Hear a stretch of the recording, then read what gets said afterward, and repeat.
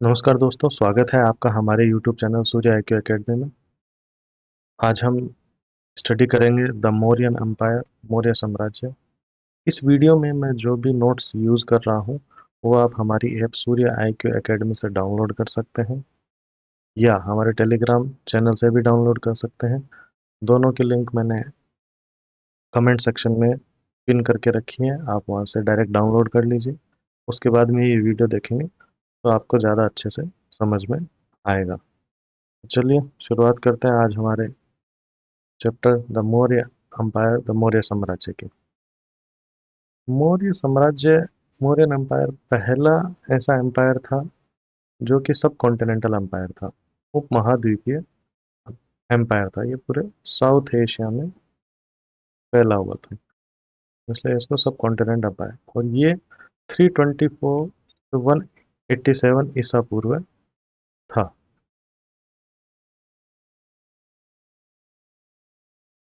और ये जो एम्पायर है, इस टाइम पे नेसेसिटी हो चुकी थी कि हम गवर्नेंस के लिए न्यू स्ट्रेटेजी अपनाएं,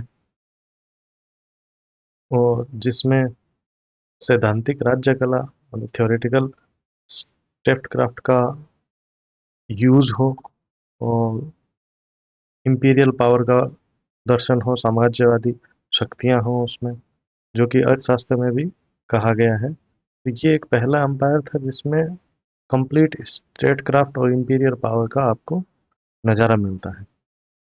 और ये एम्पायर जब बिल्ड हुआ था वो नंद वंश ने जो ग्राउंड वर्क किया हुआ था, नंद वंश ने जो ग्राउंड वर्क किया हुआ था उसके ऊपर इसको बिल्ड किया गया था। ठीक है। तो अब हमें कैसे पता चलता है कि मौर्य एम्पायर उस टाइम पे था, नहीं था, मौर्य साम्राज्य को हम कैसे पता कर सकते हैं? सबसे पहला इसमें सोर्स है, मेजर सोर्स लिटरेचर हो सकता है, प्रमुख स्रोत साहित्य। ये क्या थे जिससे हमें पता चलता है कि उस टाइम मौर्यन एम्पायर था? जो पीरियड है मौर्यन एम्पायर का वो डिफरेंट सोर्सेज में डिफरेंट डिफरेंट बताया गया है। मेजरली आप 324 से 187 या 322 से 185 आप कंसिडर कर सकते हैं। अब आइए बात कर लेते हैं लिटरेरी सोर्सेज, साहित्यिक सोर्स। सोर्स क्या थे? पहला है इसमें कौटिल्य का अर्थशास्त्र। कौटिल्य का अर्थशास्त्र, ये ये जो अर्थशास्त्र है, इसमें जो राज्य कला है वो पूरे अच्छे से बताई गई। स्टेट क्राफ्ट का कंप्लीट वर्णन आपको इसमें मिल जाएगा। इसमें अर्थ का जो मीनिंग है, अर्थ मीन्स मटेरियल वेलबींग, मतलब भौतिक कल्याण से है अर्थ का मतलब।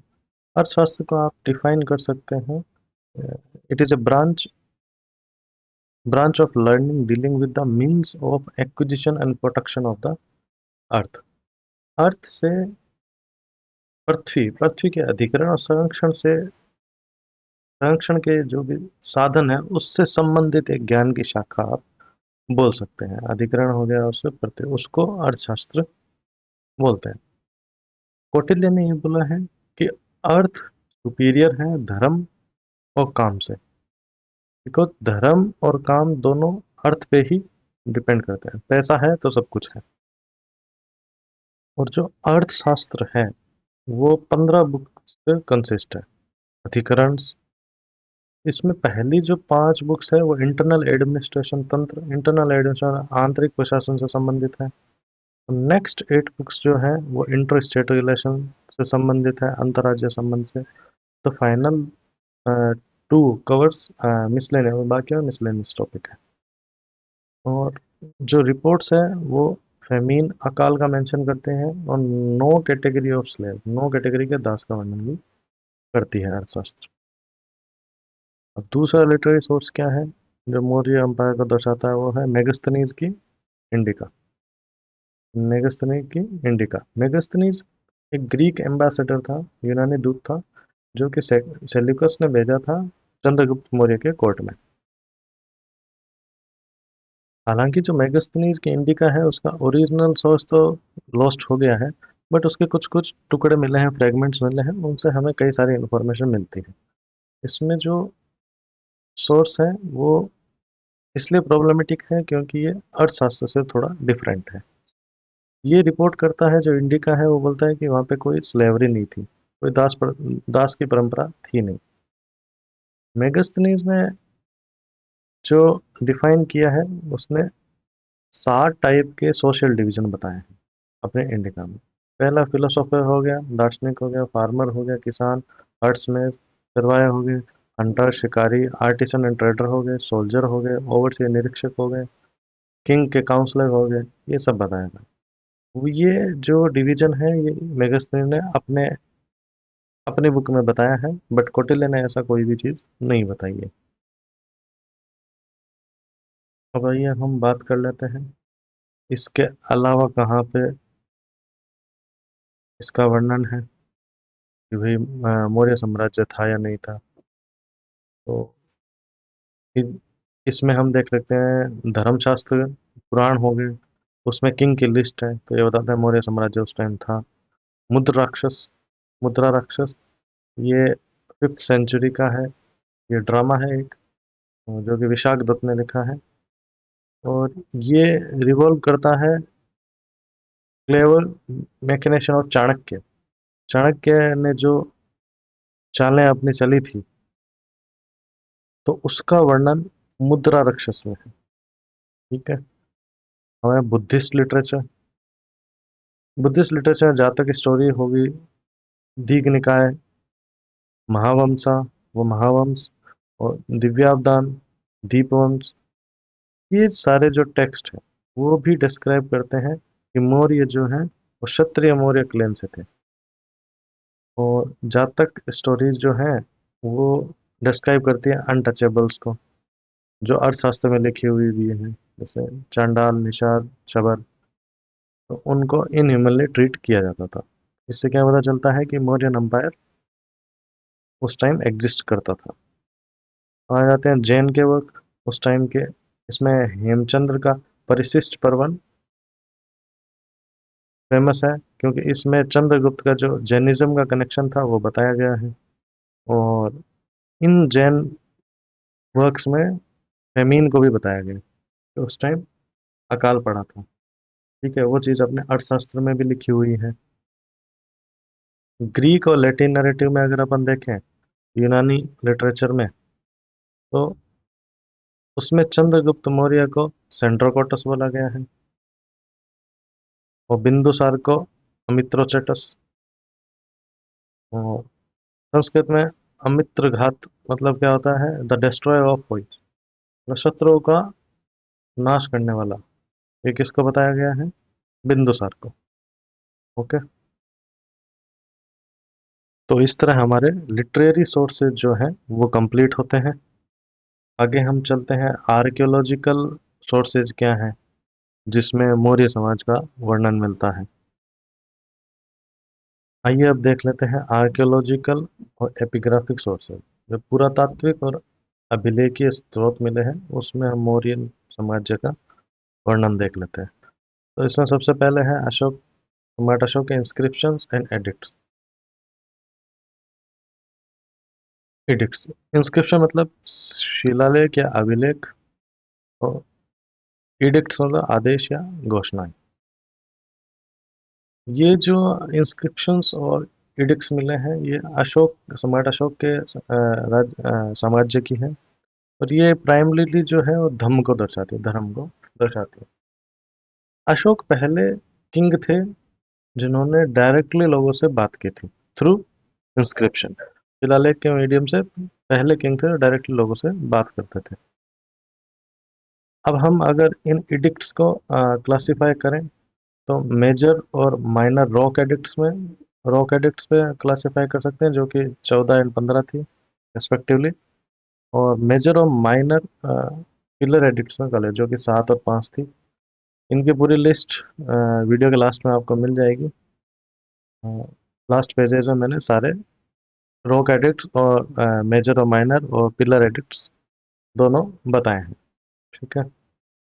जो सम्राट अशोक का जो नाम है, वो ओनली माइनर रॉक एडिक्ट्स पे ही दिखता है। ठीक है। अब ये जो इंस्क्रिप्शंस हैं या एडिक्ट्स हैं, इनमें कौन सी लैंग्वेज और स्क्रिप्ट यूज की गई है? जो एडिक्ट्स हैं वो मेनली प्राकृत लैंग्वेज में है। और ब्रह्मी स्क्रिप्ट में है। ब्रह्मी स्क्रिप्ट लेफ्ट से राइट लिखी जाती है। ठीक है। और जो इंस्क्रिप्शंस मिली है मनसेहरा साहब शहबाजगढ़ी में पाकिस्तान में, वो खरोस्ती स्क्रिप्ट में। खरोस्ती जो राइट से लेफ्ट लिखी जाती है, राइट से लेफ्ट लिखी जाती है। ठीक है। जो कंधार कंधार की इंस्क्रिप्शन जो है शिलालेख जो है वो बाइलिंगुअल है। वो बाइलिंगुअल है, उसमें दो लैंग्वेज का यूज किया गया है।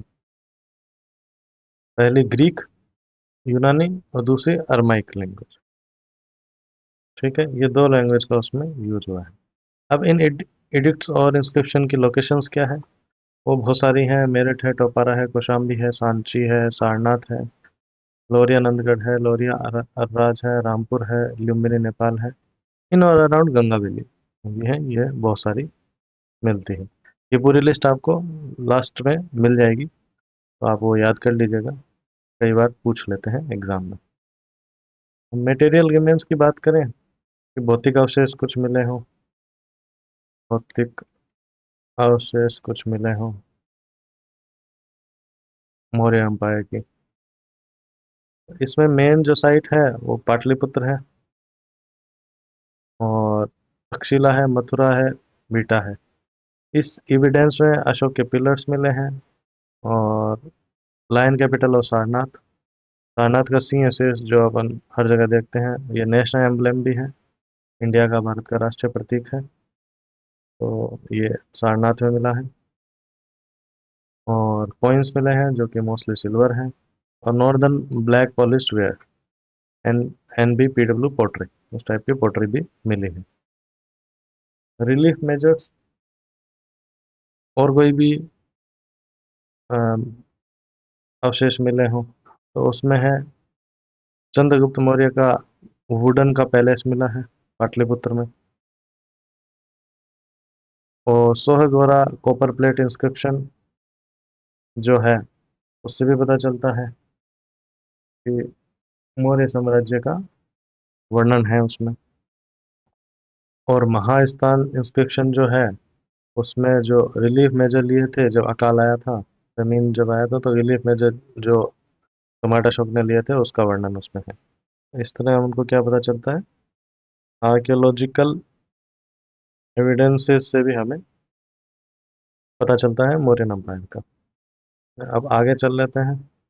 मौर्यन जो एम्पायर है वो उसकी डायनेस्टी और की रूलर्स कौन कौन थे, राजवंश और प्रमुख शासक कौन कौन थे। ये जो डायनेस्टी थी मौर्य साम्राज्य की, वो फाउंडेशन किया था चंद्रगुप्त मौर्य ने। ठीक है, 324 या 321 297 बिफोर क्रिस। हो गए कई 322 टू 298 भी बोला, 298 ईसा पूर्व भी बताते हैं। ठीक है, चंद्रगुप्त मौर्य फाउंडर थे। और ये फाउंडर कैसे बने? क्योंकि उस टाइम पे अलेक्जेंडर आए थे, सिकंदर, उन्होंने जो पंजाब के जो ट्राइबल थे उनको डिस्ट्रॉय कर दिया था। तो जो वैक्यूम क्रिएट हो गया था उस टाइम पे, तो उसकी वजह से चंद्रगुप्त मौर्य ने मौर्य साम्राज्य की स्थापना कर पाए। इसमें उसकी हेल्प कौटिल्य ने की, चाणक्य, और इन्होंने नंदवंश को खत्म कर दिया। स्पेसिफिकली अगर बात करें तो धनानंद को। और इन्होंने फाउंडेशन किया अंपायर के 322 ईसा पूर्व BC में। ठीक है। अब अगर इसके इस साम्राज्य के एक्सपांशन की बात करें तो चंद्रगुप्त मौर्य को हम क्रेडिट दे सकते हैं कि इन्होंने पूरे नॉर्थ इंडिया को यूनिफाई कर दिया था, यूनिफिकेशन ऑफ नॉर्थ इंडिया। और इन्होंने कॉन्कर किया था कई सारे रिपब्लिक जो कि अफगानिस्तान बलूचिस्तान तक जाते थे। और जो कंट्री है उसको ग्रीक रूल से आज़ादी दिलाई थी। इन्होंने चंद्रगुप्त मौर्य ने सेल्यूकस को भी हराया था। और इनका अंपायर आंध्रा, कर्नाटका, महाराष्ट्र, गुजरात और सेंट्रल एशिया सब जगह फैला हुआ था। इंफ्रास्ट्रक्चर की बात करें तो इन्होंने सिर्फ सुदर्शन लेक, गिरनार हिल्स गुजरात में, बनाई थी। और इनकी जो डेथ हुई थी, जैन सोर्सेस के अकॉर्डिंग चंद्रगुप्त मौर्य ने अपने अंतिम दिनों में जैनिज्म को अडॉप्ट कर लिया था और अपना जो सिंहासन था वो छोड़ दिया था, और वो जैन संत भद्रबाहु के साथ चले गए थे श्रवण श्रवण बेलगोला में, कर्नाटक में। और वहाँ पे वो उनकी डेथ हो गई थी, वो भी उपवास से, स्टारवेशन से। श्रवण बेलगोला को आप जानते हैं, इसकी हम पहले भी बात कर चुके हैं, फेमस जैन जैन तीर्थ है, क्योंकि यहाँ पे गोमेत गोमतेश्वर का स्टेचू है, जो कि सन है ऋषभ देव तीर्थंकर के, और ये कायोत्सर्ग मुद्रा में है। आइए अब बात कर लेते हैं बिंदुसार रेन की। 297 से 273 बिफोर क्राइस्ट था, बिफोर ईसा पूर्व। बिंदुसार जो थे वो सन थे चंद्रगुप्त के, and he was known to Greeks. यूनानियों को अमृतोचेटस के नाम से यूनानी उसको बुलाते हैं, ग्रीक्स। अमृता घट, अमृता घट का मतलब क्या है? द डिस्ट्रॉयर ऑफ फोर्स, शत्रुओं का विनाश करने वाला। अदर नेम भी बिंदुसार को दिया गया, वो है मद्रसार और सिंहासन। मद्रसार और सिंहासन, ठीक है। और इनके शासन की बात कर लें तो तिब्बतन मॉन्क, बुद्धिस्ट मॉन्क है तारानाथ, वो डिस्क्राइब करते हैं बिंदुसार को the conqueror of land between the two sea, दो समुद्र के बीच की लैंड को कॉन्कर करने वाला। प्रायद्वीपीय, पेनिनसुलर इंडिया का प्रायद्वीपीय। और दिव्य वदन जो है वो रिवोल्ट रिकॉर्ड करता है तक्षशिला पर। इस रिवोल्ट को सप्रेस किया था सम्राट अशोक ने। वो उस टाइम पर वाइस राय थे उज्जैन के। और सम्राट अशोक इसके उज्जैनी के गवर्नर भी रहे हैं। और जो अवंती महाजनपद था वो मर्ज हुआ था मौर्य एम्पायर में बिंदुसार के रूल में, ठीक है। अब बात कर लेते हैं इनके रिलीजन और डिप्लोमेसी का क्या था। बिंदुसार जो है उन्होंने आजीविका रिलीजन को फॉलो किया था, जो कि मखली गोशाल ने फाउंड किया था, ठीक है। इस रिलीजन में कर्मा का कोई महत्व नहीं था, कर्म का कोई भी महत्व उसमें नहीं था, ठीक है। और बिंदुसार के काफ़ी डिप्लोमेटिक रिलेशन अच्छे थे एंटियोकस वन से। और बिंदुसार ने एक एम्बेसडर भी भेजा था, एम्बेसडर बिंदुसार ने डेमाकस को। और बिंदुसार ने रिक्वेस्ट किया था एंटियोकस को कि सम वाइन, पिग्स और फिलोसोफर सोफिस्ट को भेजने का। पर एंटिकोकस वन ने फिलोसोफर को भेजने से मना कर दिया था, क्योंकि वो एक्सपोर्ट करना प्रतिबंधित था।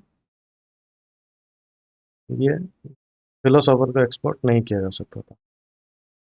अब बात करते हैं सम्राट अशोक की। 268 से 232 बिफोर क्राइस्ट।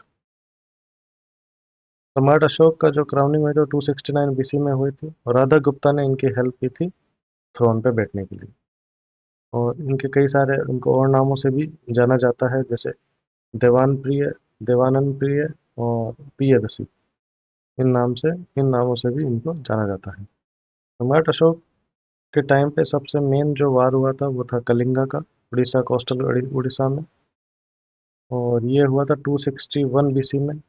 8 साल के जब इनका जब ये राजा बन गए थे उसके 8 साल के बाद में हुआ था। और इसकी डिटेल रोक एडिक्ट 13 में है। और अशोक जो है इस वार के बाद में जो लोगों पे मिजरी हुई थी उससे काफ़ी मूव हो गए थे, इसलिए इन्होंने अपना रिलीजन भी चेंज कर लिया था। तो रिलीजियस शिफ्ट जो हुआ वो कलिंगा वार की वजह से हुआ था। तो अशोक जो है वो बुद्धिस्ट बन गए थे अंडर द गाइडेंस ऑफ मोगलीपुत्त की गाइडेंस में, ठीक है। और मोगलीपुत्त तिसी वो है जिन्होंने थर्ड बुद्धिस्ट काउंसिल को चेयर किया था, ठीक है। ये मैं आपको पहले भी पढ़ा चुका हूँ। थर्ड बुद्धिस्ट काउंसिल को इन्होंने चेयर किया था पाटलिपुत्र में, ठीक है। अशोक ने धम्म को प्रमोट किया, और ये माना कि ये किंग राजा की ही ड्यूटी है लाइक ए फादर कि अपने जितने भी सब्जेक्ट्स हैं, प्रजा है, उनको ये धम्म सिखाना। तो इनके धम्म की पॉलिसी क्या थी? इनका जो शिफ्ट हुआ युद्ध करने से, वारफेयर से कल्चरल कॉन्क्वेस्ट की तरफ, तो इसको भेरी घोष मतलब sound of the war drum, वार का जो टू धम्म घोष, धमा के साउंड की तरफ ये चले गए थे। ठीक है, इनके धम्म के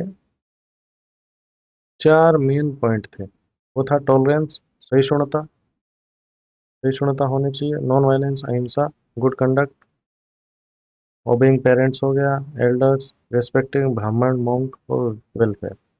ठीक है, ये 4 प्रिंसिपल हो गए। ठीक है, इनका गोल क्या था? कि मेंटेन करना है जो एग्जिस्टिंग ऑर्डर था, on the basis of tolerance, सहिष्णुता पे एग्जिस्टिंग ऑर्डर को कंटिन्यू करना है। ये कोई सेक्ट में नहीं दबा हुआ था, ये धम्म की पॉलिसी थी, ये सभी को इंक्लूड करता था। ठीक है, मिलिट्री स्टेंस इनका क्या था? ऐसा नहीं कि ये एकदम ही पीसवादी बन गए थे। ठीक है, इन्होंने कलिंगा वार के बाद में आर्मी को फिर भी रखा था राज्य की सुरक्षा के लिए। चलिए आगे चलते हैं। अब अगर इनकी आउटरीच की बात करें तो ये कहाँ तक इन्होंने अपना साम्राज्य का प्रचार किया था? तो धम्म विजय का प्रचार इन्होंने बाहर भी किया था, इंडिया से बाहर इन्होंने अपने मिशनरीज भेजे थे श्रीलंका में, साउथ इंडियन एशिया में, बर्मा में और सेंट्रल एशिया में। इनकी जो डॉटर थी संघमित्रा, उसको भी ताम्रपाणी श्रीलंका भेजा था, तो conversion of woman to Buddhism, women's को बुद्धिज्म में कन्वर्ट करने के लिए वहाँ पर भेजा। तो इस तरह अपने मौर्य समाज के की रूलर्स हैं वो कंप्लीट होते हैं। अब बात कर लेते हैं मौर्य मौर्य टाइम में जो एडमिनिस्ट्रेशन और गवर्नेंस था वो कैसा था? प्रशासन या शासन, प्रशासन या शासन ऐसा था,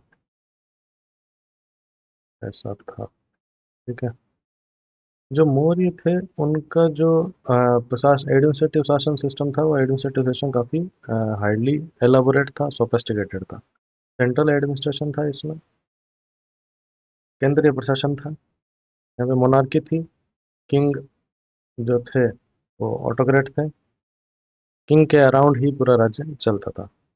सप्तांग राज्य थ्योरी है इसमें। सप्तांग राज्य थ्योरी क्या होती है? अर्थशास्त्र डिफाइन करता है कि स्टेट जो है वो सात सात कॉन्स्टिट्यूएंट से चलता है, उसके 7 अंग होते हैं, उससे वो चलता है। इसमें पहला हो गया किंग, स्वामी, राजा, मिनिस्टर्स, अमात्य, सेक्रेटरी, टेरिटरी एंड पीपल, जनपद, फोर्टिफाइड कैपिटल मतलब दुर्ग हो गया, फोर्ट हो गया, ट्रेजरी कोष क्या है, धन कितना बड़ा, फोर्स और आर्मी, दंड और सेना और आर्मी, और मित्र। ये 7 सप्तांग राज्य थ्योरी अर्थशास्त्र ने दी थी। ठीक है, तो चलते सेंट्रलाइजेशन का। जो पुराना मत था वो था कि पहले सेंट्रलाइजेशन बहुत ज़्यादा था मौर्य में, पर बाद की थ्योरी, मॉडर्न थ्योरी मानती है कि 100% सेंट्रलाइजेशन नहीं था। ठीक है, डेलीगेशन ऑफ अथॉरिटी था, नीचे भी पावर दिए हुए थे। रोमिला थापर बोलते हैं कि जो एम्पायर था वो 3 जोन में डिवाइडेड था।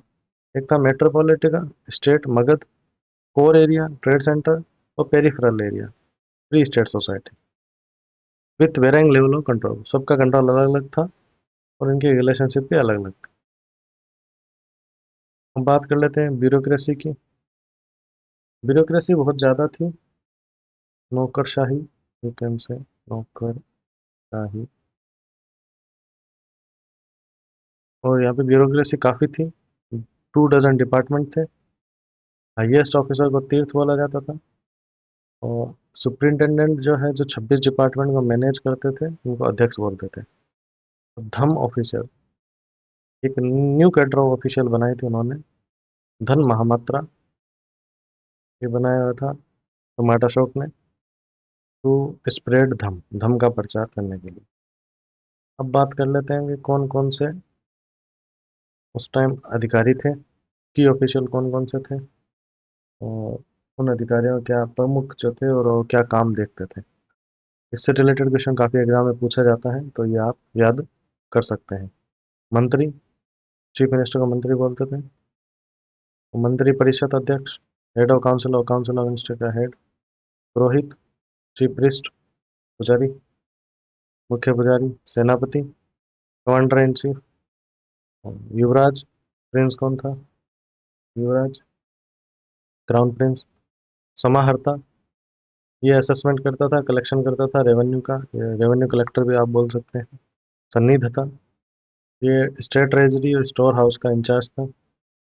शुल्क अध्यक्ष, ये जो इनकम आती थी या टोल जो होते थे उसका ऑफिसर इंचार्ज था कलेक्ट करने का। प्रशस्ति, प्रिजन हेड, जेलों का जेल जो संभालता था उसको प्रशस्ति बोलते थे। आगे बात करें, कोषाध्यक्ष, ट्रेजरी ऑफिसर, ट्रेजरी कौन मेंटेन कर। कोषागार अध्यक्ष, रॉयल ट्रेजरी का मैनेजर कौन था। व्यवहारिका, चीफ जज, सीजीआई। रोमांतिका, इंडस्ट्री और फैक्ट्रीज का हेड। दंडपाल, पुलिस का हेड। दुर्गपाल, जो फोर्ट होता किला होता था उसका हेड कौन था। अन्नपाल, अनाज का हेड। सीताध्यक्ष, ये एग्रीकल्चर को देखता था, और क्योंकि क्राउन लैंड को सीता बोला जाता था इसको सीताध्यक्ष बोला जाता। पन्नाध्यक्ष, कॉमर्स का हेड। संस्थाध्यक्ष, ये मार्केट का हेड होता था। कोटवाध्यक्ष, वेट और जो मेजर्स वेट जो आते हैं उसका अध्यक्ष था। नवाध्यक्ष, नवाध्यक्ष ये शिप का इंचार्ज होता था, शिपिंग ऑफिसर। पतनाध्यक्ष, पोर्ट का ऑफिसर होता था। आंकड़ाध्यक्ष, माइनिंग ऑफिसर, माइंस का। लोहाध्यक्ष, मेटालर्जी का ऑफिसर। लक्षणाध्यक्ष, मिंटिंग का। लवणाध्यक्ष, ये था साल्ट डिपार्टमेंट, नमक का। स्वर्णाध्यक्ष, गोल्ड डिपार्टमेंट का हेड होता था। आयुधाध्यक्ष, ये वेपन्स जो आयुध है, वेपन्स और मैन्युफैक्चरिंग जो होती थी उसका अध्यक्ष होता था। कुण्याध्यक्ष, ये फॉरेस्ट का हेड होता था। मनाध्यक्ष, ये टाइम और प्लेस का डिसाइड करता था। सुनध्यक्ष, ये स्लॉटर हाउस का अध्यक्ष होता था। मुद्राध्यक्ष, कॉइन्स और रॉयल सिंबल जो भी यूज हो गए उसका होता था। द्यूत अध्यक्ष, गैम्बलिंग वगैरह जो भी होती थी उसका हेड। महामात्य, ये हाई ऑफिशियल होते थे। इसमें अंत महामात्य जो फ्रंट एरिया में जो थे वुमेन वेलफेयर के लिए इत्थिजक महामात्य ये होते थे। नायक, ये सिटी का पूरा सिक्योरिटी चीफ होता था। और युक्त, ये सबऑर्डिनेट रेवेन्यू ऑफिसर को युक्त बोला जाता था। तो इसमें बहुत सारे एमसीक्यू कई बार आ जाते हैं, तो ये सारे आप याद कर लीजिए। ये इम्पोर्टेंट है, इसमें एक या दो क्वेश्चन आ सकते हैं। ये कोई भी जैसे अगर नाम दे देंगे नवाध्यक्ष तो ये किसका इंचार्ज हुआ करता था, तो इसमें आ जाएगा superintendent of ship, shipping officer हुआ करता था। तो ऐसे आप तो याद कर सकते हैं। अब बात कर लेते हैं प्रोविंस या लोकल एडमिनिस्ट्रेशन कैसा था। जो मौर्य का जो डोमेन था वो पूरा सब कॉन्टिनेंट ही मौर्य के अंडर आता था। और जो पूरा सब कॉन्टिनेंट है उसको 5 भागों में इन्होंने डिवाइड किया हुआ था, और हर भाग एक गवर्नर के अंडर था। ठीक है। पहला हो गया उत्तरापथ, नॉर्थ में क्या था, तक्षशिला में इसका हेडक्वार्टर था। अवंती, ये वेस्टर्न हुआ करता था, उज्जैनी में हेडक्वार्टर हुआ करता था। फिर जो तीसरा है वो दक्षिणापथ, साउथ में स्वर्णगिरी, ये हुआ सुवर्णगिरी में हुआ करता था। फिर कलिंग, ईस्टर्न में तोसाली, तोसली। और प्राची, ये central province Magadh, headquarter Pataliputra में हुआ था। डिस्ट्रिक्ट प्रोविंस लेवल पे प्रोविंसेस, प्रोविंस जो है वो कई स्मॉल यूनिट में डिवाइड होता था, वो हो गया। उसमें पहली यूनिट थी डिस्ट्रिक्ट, और डिस्ट्रिक्ट से भी छोटी यूनिट जो होती थी उसको विश या आहार बोलते थे। ठीक है, डिस्ट्रिक्ट से भी छोटी यूनिट जो होती थी उसको विश या आहार बोलते थे। लोकल एडमिनिस्ट्रेशन को स्थानिक है वो हेड करते थे, लोकल एडमिन, और वो प्रदेशिका के अंदर काम करते थे। प्रदेशिका जो था वो चीफ डिस्ट्रिक्ट एडमिनिस्ट्रेटर था, चीफ डिस्ट्रिक्ट एडमिनिस्ट्रेटर। और राजुका ऑफिसर्स थे लैंड मेजरमेंट के लिए और बाउंड्री फिक्स करने के लिए। और गोप गोप जो होते थे वो इंचार्ज होते थे 5 से 10 विलेज, 5 से 10 विलेज। ठीक है। विलेज लेवल पे विलेज हेड जो था, ग्रामिका, वो एक इलेक्टेड बॉडी थी। ग्राम वर्ग जो गांव के बूढ़े लोग थे वो डिस्प्यूट सेटल करते थे विलेज लेवल पर। म्युनिसिपल एडमिनिस्ट्रेशन की बात करें तो सिटी एडमिनिस्ट्रेशन में 30 ऑफिसर हुआ करते थे, और उन्होंने 6 कमेटी बना ली थी, 6 कमेटी होती थी। सब में 5-5 मेंबर होते थे, तो 6 × 5 30। ठीक है। और ये कई सारे फंक्शन देखते थे, जैसे सैनिटेशन हो गया, फॉरेन रेजिडेंट कोई आ गया तो उसका कैसे मैनेजमेंट करना है, वेट एंड मेजर्स देखते थे, रजिस्ट्रेशन, बर्थ और डेथ का रजिस्ट्रेशन करते थे। तो ये था एडमिनिस्ट्रेशन सिस्टम मौर्यन एम्पायर का। अब बात कर लेते हैं मिलिट्री और एस्पियोनेज सिस्टम, सैन्य और जासूसी का जो प्रणाली थी वो कैसी थी।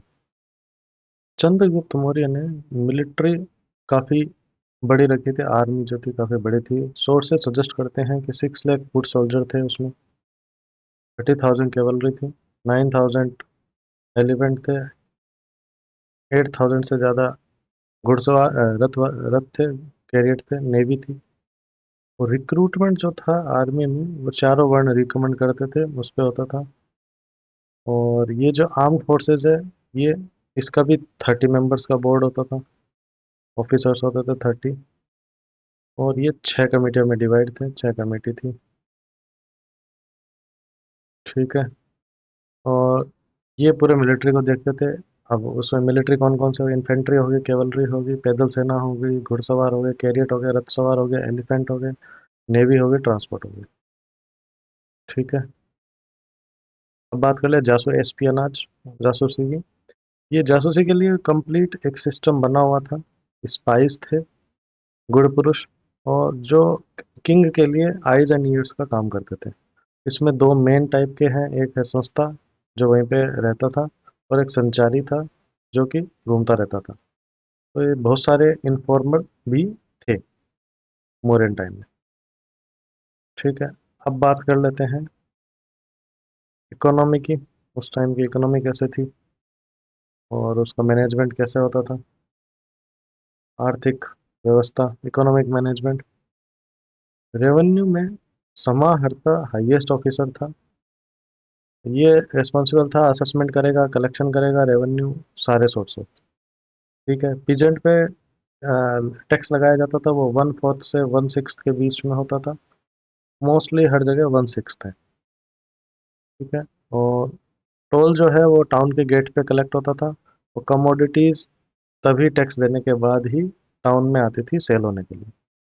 और अगर स्टेट से आपने सिंचाई की व्यवस्था, इरिगेशन फैसिलिटीज ली है तो उस पर भी फीस लगती थी। अगर टैक्स इवेजन किया है तो पनिशेबल बाय डेथ। ठीक है, डेथ से पनिशेबल था।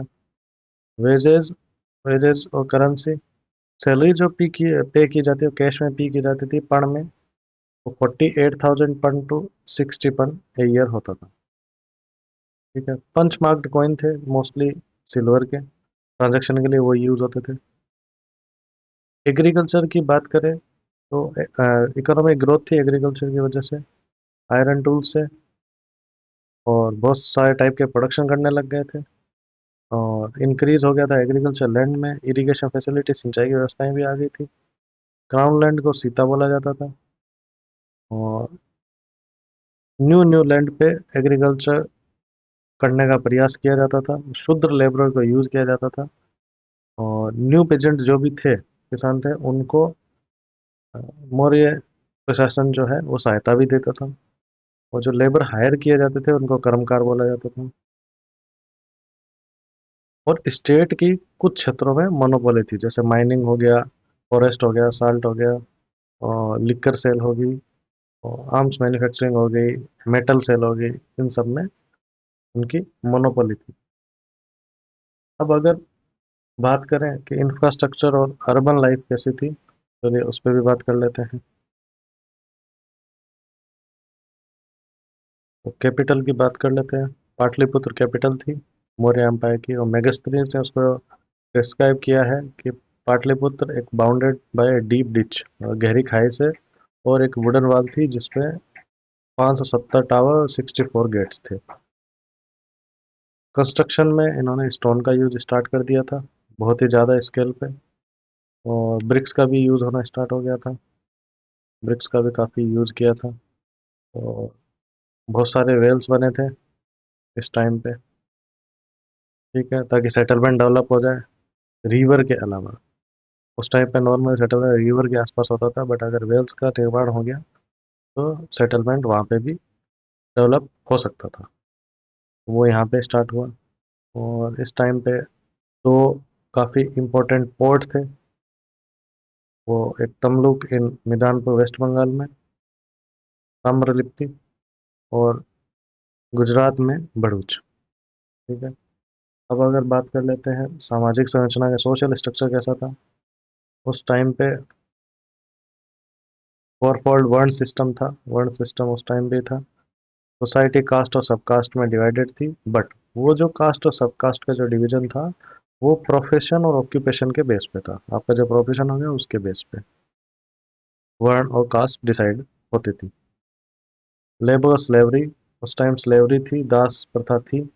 कौटिल्य ने 9 कैटेगरी के दास का वर्णन किया है, ठीक है।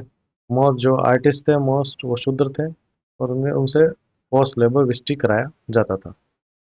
अनटचेबिलिटी भी थी। अनटचेबल है चांडाल, निषाद और शबर एग्जिस्ट करता था, और उनको इनह्यूमन ट्रीट किया जाता है एज पर जातक स्टोरी के अकॉर्डिंग, ठीक है।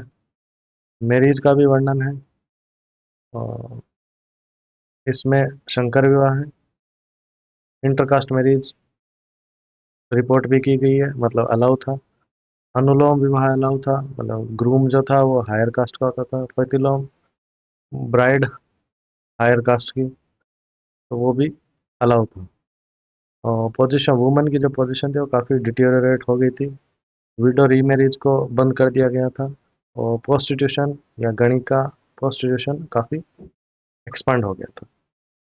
अब ये जो मौर्यन एम्पायर है इसका डिक्लाइन कैसे हुआ, तो ये भी देख लेते हैं। इसके कई सारे फैक्टर्स थे। पहला था पॉलिटिकल और एडमिनिस्ट्रेटिव इशू। सम्राट अशोक के बाद में जो भी रूलर आए वो इनकॉम्पिटेंट थे, ऑपरेसिव भी थे। ओवर सेंट्रलाइजेशन हो गया, केंद्रीकरण काफ़ी ज़्यादा हो गया था।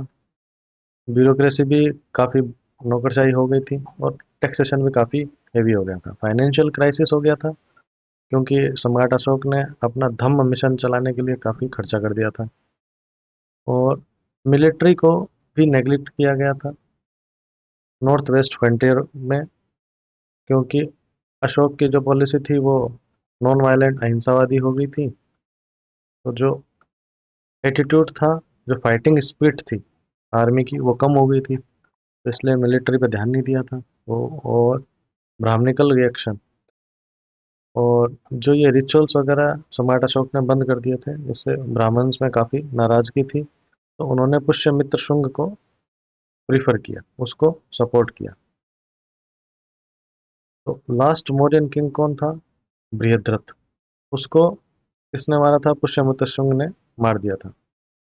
वो एक मौर्यन आर्मी कमांडर ही था, और पुष्यमित्र शुंग ने शुंग डायनेस्टी की स्थापना 187 बिफोर क्राइस्ट, ईसा पूर्व कर दी थी। तो इस तरह आपका ये जो चैप्टर है वो कंप्लीट होता है। अब आपको पता होगा मैंने वीडियो के स्टार्टिंग में आपको रॉक एडिक्ट्स के बारे में बताया था, तो उनको अब देख लेते हैं। जो मेजर रॉक एडिक्ट्स थी वो 14 थी। अब सारी जो रॉक एडिक्ट्स थी उसमें बहुत सारी चीज़ें बताई गई हैं, तो वो आप याद कर सकते हैं। फर्स्ट रॉक एडिक्ट थी, उसमें एनिमल स्लॉटर को बंद किया गया है, फेस्टिव किलिंग को बंद किया गया है, मतलब आप शिकार ना करें। सेकंड में ह्यूमंस और एनिमल्स के लिए मेडिकल केयर प्रोवाइड करें। और बहुत सारे जो अपने नेबरिंग जो रूलर्स थे उनका भी वर्णन है उसमें। चोल हो गया, पांड्य हो गया, सत्यपुत्र हो गया, केरला पुत्र हो गया, ग्रीक रूलर हो गया एंटिकुस। और मेजर रॉक एडिक्ट थर्ड में ये ब्राह्मण्स को जो जेनरसिटी दी थी उसको प्रमोट किया गया। ये 12 साल बाद में, जो अशोक के कोरोनेशन के राज्याभिषेक के 12 साल बाद में ये इशू हुई थी। फिर हम बात करें तो मेजर वॉक एडिक्ट फोर्थ थी, उसमें धम्म Ghosh, sound of righteousness over भेरी घोष, वार के साउंड से राइटसनेस के साउंड को प्रेफर किया गया। ठीक है, धर्म की ध्वनि आप बोल सकते हैं। और वॉक एडिक्ट फाइव में बोला गया every human is my child. और धम्म महा और जो धम्म महामात्रा है उनको अपॉइंट किया गया था ताकि वो प्रमोट करे धम्म को। और जो स्लेवरी थी उसको एड्रेस भी किया गया था इसमें। और रॉक एडिक्ट जो सिक्स है वो वेलफेयर और एडमिनिस्ट्रेशन पे ध्यान दिया उसमें। और सम्राट अशोक कैसे अपने जनता से बात करते थे वो भी उसमें बताया गया था। रॉक एडिक्ट सेवन एनकरेज करता था टॉलरेंस और रेस्पेक्ट अमंग डिफरेंट रिलीजन। कोई भी आपका धर्म हो उसमें टॉलरेंस, सहिष्णुता होनी चाहिए। और एट अशोक का फर्स्ट धम्म यात्रा को बताता है जो बोध गया वो गए थे तब। और रॉक एडिक्ट नाइन जो सेरेमनी और रिचुअल्स जो होते थे उसको कंडमनेशन किया गया है। आप रिचुअल ज़्यादा ना करें। ठीक है। और रॉक एडिक्ट जो टेन है उसमें फेम और ग्लोरी के लिए जो बंदा लगा रहता है उसको क्रिटिसाइज किया गया है। और उन्होंने बोला है धम्म को फॉलो किया जाए, मटेरियलिज्म को छोड़ दिया जाए, धम्म पे ध्यान दिया जाए। ठीक है, आगे बात करते हैं मेजर रॉक एडिक्ट 11 की। इसमें बोला गया है कि जो एल्डर्स है उनकी रेस्पेक्ट करें, सर्वेंट्स हैं उनको काइंडनेस दिखाएं। और ट्वेल्थ में टॉलरेंस, जितने भी रिलीजन है उनमें टॉलरेंस, सहिष्णुता का व्यवहार के लिए बोला गया है। और महामतराज का जो रोल था वुमेन वेलफेयर के लिए वो भी बताया गया है। और 13 जो रॉक एडिक्ट है ये सबसे लार्जेस्ट थी और सबसे डिटेल्ड थी। ठीक है, इसमें जो कलिंग वार के बाद में जो रिमोर्स हुआ था, प्रायश्चित हुआ था, दुख हुआ था सम्राट अशोक को, उसको बताया गया है, डिटेल बताई गई है। और कई सारे ग्रीक रूलर्स जो थे उसका जो वर्णन है वो इसी में मिलता है। और मेजर रॉक एडिक्ट जो 14 है उसमें जो बहुत सारे इसके शिलालेख थे जो सारे एम्पायर में जैसे उन्होंने भेजे थे उसका वर्णन है। इसके अलावा भी दो रॉक एडिक्ट और है उड़ीसा में। आ, वो भी कई कई सोर्सेज में बताए गए हैं, तो ये आप सारे याद कर सकते हैं।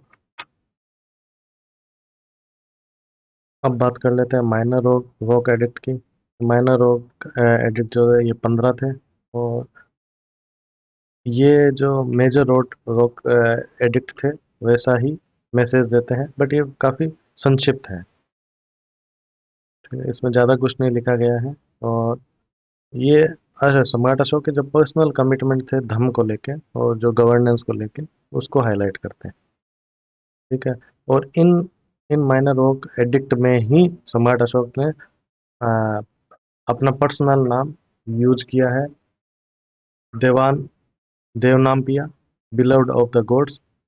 और और ये केवल 4 ही लोकेशन में यूज किया है। तो मास्की हो गया, ब्रह्मगिरी कर्नाटका में हो गया, गुज्जारा हो गया एमपी में, और नेतुर हो गया आंध्र प्रदेश में।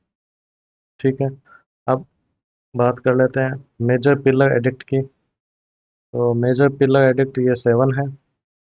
ठीक है, ये जब सम्राट अशोक का जो काल खत्म हो रहा था उस टाइम ये बनाए थे। इनमें भी बहुत सारी चीज़ें बताई गई हैं। फर्स्ट में है अपने लोगों को प्रोटेक्ट करने के लिए।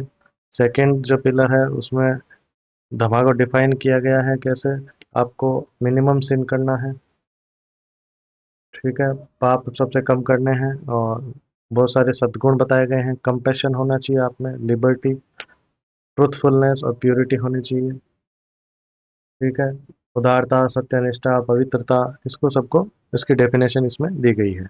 मेजर पिलर एडिक्ट थर्ड की बात करें तो ये एनकरेज करता है कि आप क्रूएलिटी ना करें, पाप ना करें, हार्शनेस, प्राइड ना रखें, गुस्सा ना करें। फोर्थ में जो ऑफिसर्स होते थे उनकी राजुकों की ड्यूटी बताई गई है इसमें, और इनको बोला है कि वो सारे रीजन में हर 5 साल में विजिट करें और धम्म को फैलाएं। फिफ्थ की बात करें कि इसमें बहुत सारे एनिमल का वर्णन किया गया है और बर्ड्स का बताया गया है कि कुछ किन दिनों में उनको नहीं मारना चाहिए, और कुछ ऐसे एनिमल है उनको कभी नहीं मारना चाहिए। और 25 प्रिजनर्स का रिलीज किया था, उसका भी वर्णन है। सिक्स्थ की बात करें तो धम्म पॉलिसी स्टेट की क्या थी, और उसके साथ ही अपने जो लोग हैं उनके वेलफेयर के लिए स्टेट का क्या फोकस था, उसको बताया गया। सेवन्थ की बात करें तो धम्म के लिए सम्राट अशोक ने क्या प्रयास किए थे, और उसको बताया गया है। और जितने भी जो संप्रदाय हैं उनको सेल्फ कंट्रोल करना चाहिए और माइंड की प्योरिटी रखना चाहिए। अब माइनर पिलर एडिक्ट की बात करें तो ये जो मेजर पिलर इंस्क्रिप्शन है उसी पे फोकस करता है। तो ये मेनली जो फोकस है वो बुद्धिज्म और प्रमोशन ऑफ धम्म पे करते हैं। ये जो जितने भी आपने मेजर और माइनर रॉक और पिलर एडिक्ट्स पढ़े हैं, इनकी आप लोकेशन भी याद कर सकते हैं, ये कहाँ कहाँ पे पाए गए थे, तो वो भी एग्ज़ाम में आ सकता है। ठीक है, इस तरह हमारा जो मौर्य साम्राज्य जो है वो पूरा होता है। और आपको अगर इसके रिलेटेड एमसीक्यू अटेम्प्ट करने हैं तो आप हमारी ऐप सूर्य IQ एकेडमी डाउनलोड कर सकते हैं प्ले स्टोर से, और उसमें हमने टेस्ट सीरीज चला रहे हैं। उसमें सारे क्वेश्चन दिए हुए हैं, आप अटेम्प्ट कीजिए। अपने एग्ज़ाम की प्रिपरेशन का लेवल क्या है वो आपको उससे पता चलेगा। और इस चैनल को सब्सक्राइब करें, शेयर करें, लाइक करें। मिलते हैं हम हमारे अगले वीडियो में। धन्यवाद।